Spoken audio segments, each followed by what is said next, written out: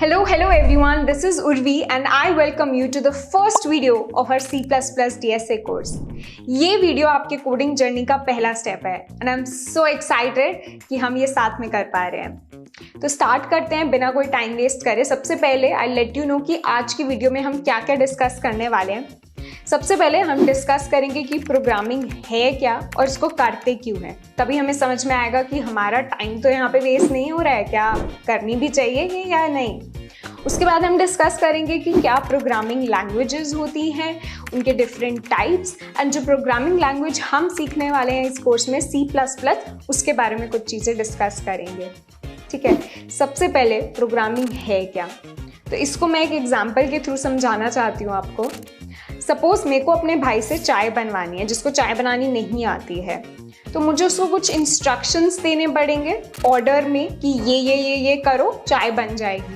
मैं उसको बताऊंगी कि पहले पतीला लो, उसमें पानी डालो, उसको गैस स्टोव पे रखो, फिर उसमें चाय पत्ती डालो, दूध डालो, शुगर डालो, और फिर उसको सीव में से करके कप में ट्रांसफ़र करके मुझे दे दो। ठीक है, तो ये कुछ स्टेप्स मेरे को उसको देने पड़ेंगे, इंस्ट्रक्शंस देने पड़ेंगे टू गेट माई चाय। ठीक है, अब सपोज मेरे को अपने कंप्यूटर से कुछ काम करवाना है या किसी मशीन से कुछ काम करवाना है, तो मुझे उसको भी कुछ सेट ऑफ इंस्ट्रक्शंस देने पड़ेंगे, क्योंकि ज़रूरी नहीं है कि उसको जो टास्क मुझे करवाना है वो आता हो करना। मशीन को खुद तो कुछ नहीं आता है, हमें ही उसको बताना पड़ता है कि कोई भी चीज़ कैसे करनी है। सपोज अगर मेरे को मशीन से 3+5 भी करवाना है, तो I will have to give the steps to my computer that what all instructions you need to follow in order to get me an output of an addition like 3+5। ठीक है, तो इसी को यार प्रोग्रामिंग बोलते हैं। जब हम एक सेट ऑफ इंस्ट्रक्शंस किसी कंप्यूटर को देते हैं ताकि वो हमारा जो टास्क है वो कंप्लीट कर पाए, सिर्फ कंप्यूटर को ही नहीं, किसी भी मशीन को देते हैं, तो इसको प्रोग्रामिंग बोलते हैं। और जो सेट ऑफ इंस्ट्रक्शंस है उसको हम प्रोग्राम बोलते हैं। तो programming is all around us. आप देखोगे आपकी जो वॉशिंग मशीन है, रेफ्रिजरेटर है, अलार्म क्लॉक है, ये सारी machines they are program to do a particular task. एक अलार्म क्लॉक में एक प्रोग्राम लिखा हुआ है जिससे वो इनपुट लेता है जो भी हम टाइम सेट करते हैं, और उस टाइम को जैसे ही वो रीच कर जाता है तो उसको पता है कि उसको एक अलार्म साउंड बजाना है। This is written in format of a program and it is given to the machine which is the alarm clock here। और फिर वो टास्क जो है जो हम चाहते हैं उसे कंप्लीट कर पाता है। तो अब हमने प्रोग्रामिंग समझ ली है, अब समझते हैं कि प्रोग्रामिंग करते कैसे हैं। अब मैंने अपने भाई को इंस्ट्रक्शंस देने थे तो मैंने हिंदी में दे दिए, उसको समझ में आ गया, उसने मुझे चाय बना के दे दी। यही अगर मेरे को किसी मशीन को इंस्ट्रक्शंस देने हैं तो मैं उसको हिंदी में नहीं दे सकती, क्योंकि मशीन को ह्यूमन लैंग्वेज समझ नहीं आती है। मशीन को क्या समझ में आता है? मशीन को सिर्फ 2 चीज़ें समझ में आती हैं, 0 और 1। मशीन को ABCD 1 2 3 4 कुछ नहीं समझ में आता। ठीक है, उसको सिर्फ 0 और 1 समझ में आता है। 0 का मतलब लो वोल्टेज या फिर नो करंट पासिंग, एंड 1 का मतलब हाई वोल्टेज या current passing through the circuit. तो ये जो 0 और 1 की लैंग्वेज होती है इसको बोलते हैं machine level language. Machine level language is a low level language. Low level languages वो होती हैं जो हार्डवेयर समझ पाता है। तो ये 0 और 1 जो है इसकी बाइनरी लैंग्वेज मशीन को समझ में आती है। इसका मतलब कि अगर मेरे को मशीन से 3+5 ऐड करवाना है तो मेरे को 3 को कन्वर्ट करना पड़ेगा 0 और 1 में, 5 को कन्वर्ट करना पड़ेगा 0 और 1 में। पूरा ऑपरेशन को 3+5 को मेरे को एक series of zeros and ones की तरह इनपुट देना पड़ेगा मशीन को, जो वो समझ पाएगा और फिर कंप्यूट करके हमें कुछ आउटपुट देगा। अब ये जो मशीन लेवल लैंग्वेज है इसमें कोड करना ईजी नहीं है। क्यों? क्योंकि 3+5 तो फिर भी ईजी है, काफ़ी कॉम्प्लेक्स कॉम्पिटिशन्स करनी पड़ती है हमें। हर चीज़ को हमें 0 और 1 में अगर कन्वर्ट करना पड़ा, that is a very tedious task and that is a very prone to error task. दूसरा चीज़ जो हमारा मशीन लेवल लैंग्वेज का जो हम कोड लिखते हैं उसको बोलते हैं मशीन कोड। तो मशीन कोड एक मशीन के लिए स्पेसिफिक होता है। तो अगर मैंने अपनी मशीन के लिए कोड लिखा है तो वो आपकी मशीन पे नहीं चलेगा। तो अब हमारी आती है assembly level language. Assembly level language are also low level languages जो हार्डवेयर समझ पाता है, बट यहाँ पे हम 0 और 1 में डील नहीं कर रहे होते। यहाँ पे every line of text of code corresponds to a single machine instruction. तो 3+5 के लिए मैं इंस्ट्रक्शन दूंगी add 3,5। एड यहाँ पे एक मिनेमोनिक है जो कि एक मशीन इंस्ट्रक्शन के कॉरेस्पॉन्डिंग है, and the machine will understand that it needs to add 3+5 and compute the result for us. तो असेंबली लैंग्वेज में हमारा जो एरर होने का चांसेस होता है वो कम हो जाता है, ये ज़्यादा easy to understand and read है। बट अगेन असेंबली लैंग्वेज भी किसी पर्टिकुलर कंप्यूटर आर्किटेक्चर या फिर किसी पर्टिकुलर ऑपरेटिंग सिस्टम के लिए स्पेसिफिक होती है। Again this is not portable. तो अब तीसरा हमारा आता है हाई लेवल लैंग्वेजेस।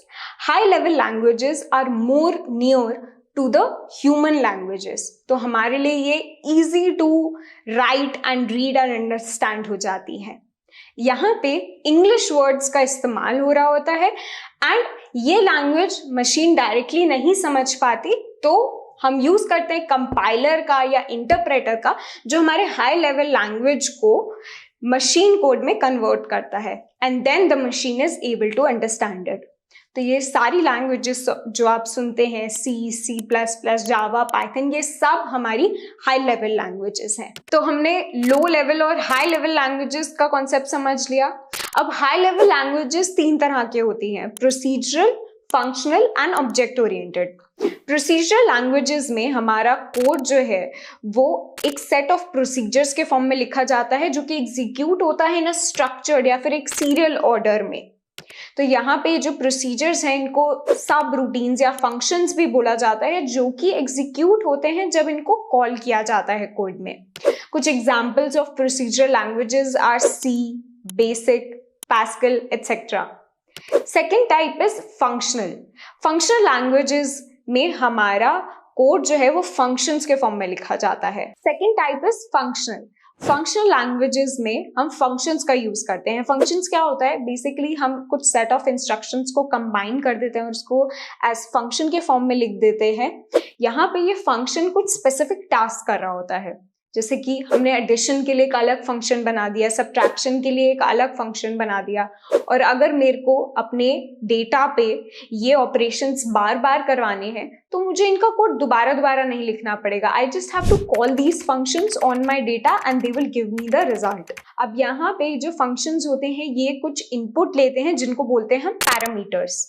तो अगर मुझे अपने कोड में 3+5 करवाना है तो मैं एडिशन वाला जो फंक्शन है उसको कॉल करूंगी और उसमें पास करूंगी अपने 2 इनपुट्स, क्या, 3 और 5, और इन 2 नंबर्स पे वो मेरे को एडिशन करके कंप्यूट करके रिजल्ट दे देगा।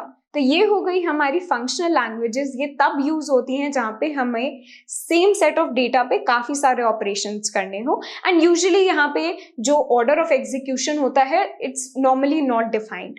कुछ examples of functional languages are Python and JavaScript. Third type is object oriented programming. यहाँ पे हम फंक्शंस का यूज नहीं कर रहे होते बल्कि हम ऑब्जेक्ट्स एंड क्लासेस का यूज कर रहे होते हैं।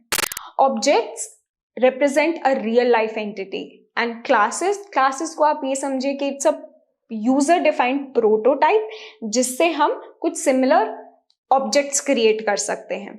ठीक है, similar in the form word कि जो प्रोटोटाइप हमने बनाया है क्लास का उसकी कुछ प्रॉपर्टीज, कुछ एट्रीब्यूट्स, कुछ मेथड्स हम डिफाइन कर सकते हैं, और वो जो सारी प्रॉपर्टीज, एट्रीब्यूट्स, मेथड्स होंगी वो सारे ऑब्जेक्ट्स में होंगी। फॉर एग्जाम्पल, मैंने एक क्लास बनाया कार का और मैंने उसमें कुछ प्रॉपर्टीज डिफाइन कर दी उसकी कि it has 4 wheels, it has 1 engine, and मैंने उसको एक मेथड भी डिफाइन कर दिया कि इट रन्स या फिर इट स्टार्ट्स एंड स्टॉप्स। तो अब इस क्लास से मैं कुछ सकती हूँ, जैसे कि मैंने टाइप्स ऑफ कार्स हैं वो बना दिए, सेडान, हैचबैक, एसयूवीज, ये 3 मेरे ऑब्जेक्ट्स हो गए। अब ये all of these objects will have the attributes and the methods जो मेरी क्लास कार्स के हैं।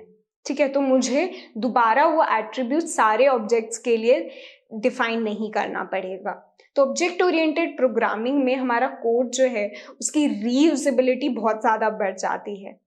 एंड इसको हम काफ़ी डिटेल में आगे वाले लेक्चर्स में डिस्कस कर रहे होंगे, क्योंकि C++ is an object oriented programming language. Some other object oriented programming languages are Java and C#. तो अब बात करते हैं C++ की, वो लैंग्वेज जो हम अभी सीखने वाले हैं. C++ is a very popular programming language जो कि एक ऑब्जेक्ट ओरिएंटेड प्रोग्रामिंग लैंग्वेज है, but it also has support for procedural programming. C++ was developed by Bjarne Stroustrup in 1979, and उसके बाद से it has been used in many systems. It can be used on Mac OS, Windows, and various versions of Unix. And C++ is actually a superset of another language called C. That's why the name C++. इसका मतलब कि C++ में कुछ extra features and properties हैं जो उसको एक better या फिर आप फास्टर बोल सकते हो, फास्टर लैंग्वेज बनाता है C लैंग्वेज से. C में हमारा ऑब्जेक्ट्स और क्लासेस का कॉन्सेप्ट नहीं होता, बट C++ में होता है, जिसकी वजह से the reusability of code really increases in C++. Also C++ is considered to be a very fast language, जिसकी वजह से it is very famous in competitive programming. So this was about C++ and programming. I hope this makes you excited for the next upcoming videos. तो यहाँ पे एक बार index देख लेते हैं. ये सारे वो टॉपिक्स हैं जो कि इस कोर्स में कवर हो रहे होंगे A to Z.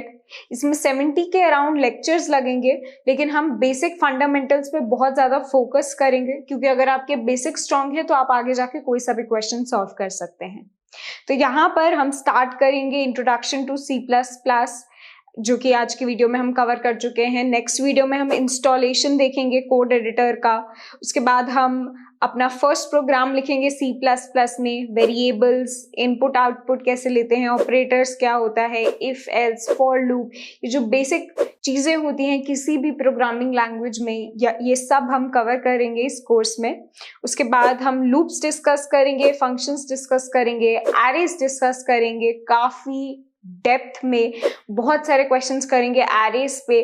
Binary search, sorting, ये बहुत ही इंपॉर्टेंट टॉपिक्स हैं एरेज में. उसके बाद 2D array, strings, pointers, dynamic allocation, ये कुछ टॉपिक्स हैं छोटे छोटे जो शायद छूट जाते हैं जब हम कोई प्रोग्रामिंग लैंग्वेज करते हैं, स्पेशली C++. तो ये सब हम यहाँ पे कवर करेंगे अच्छे से डिटेल में. उसके बाद हम रिकर्शन पे मूव कर रहे होंगे. रिकर्शन के साथ हम टाइम एंड स्पेस कॉम्प्लेक्सिटी भी कवर करेंगे. ऊप्स पे काफ़ी फोकस करेंगे, ऑब्जेक्ट ओरिएंटेड प्रोग्रामिंग पे, क्योंकि C++ एक ऑब्जेक्ट ओरिएंटेड प्रोग्रामिंग लैंग्वेज है एंड इसके कॉन्सेप्ट्स क्लियर होना बहुत ज़रूरी है. काफ़ी जगह ये पूछे जाते हैं. लिंक लिस्ट कवर करेंगे, स्टैक्स, क्यूज, हैश मैप्स, ये सब डेटा स्ट्रक्चर्स हैं. Priority queue, trees, binary tree, BST. इसके अलावा हम कुछ एडवांस टॉपिक भी देखेंगे, जैसे कि tries, Huffman coding, back tracking, DP and graphs को भी अच्छे से पूरा कवर करेंगे. ये सारे टॉपिक्स में हम बहुत सारे क्वेश्चंस प्रैक्टिस करेंगे. उसके साथ आपको सारे टॉपिक्स के नोट्स भी दिए जाएंगे एंड कोर्स के बीच में हम लाइव वीडियोस भी करेंगे आपके डाउट सॉल्व करने के लिए और एडवांस टॉपिक्स पढ़ाने के लिए. I hope this makes you excited for the next upcoming videos. हम लोग नेक्स्ट वीडियो में इंस्टॉल कर रहे होंगे code editor and in the second lecture itself will start coding in C++. See you in the next lecture. Bye.